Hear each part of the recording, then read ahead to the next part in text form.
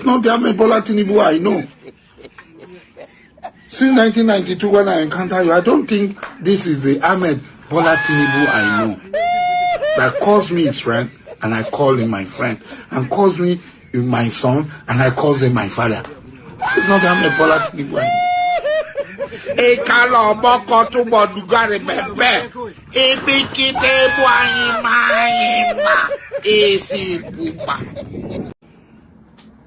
Why do you inflict pain on people who gave you support? And then people who are sitting on the fence, who did not do anything, you pack them. They are now the decision makers in your government. So supporting you now bring death and suffering to people.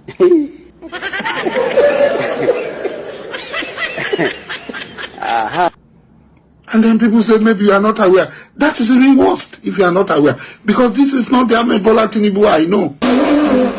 Tinubu does not turn our life around, only responsible.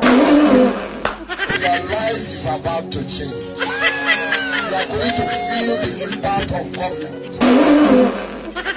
Please, if government work, if they cannot protest, we Yalaga, we go open our nyash, we go open our press, we go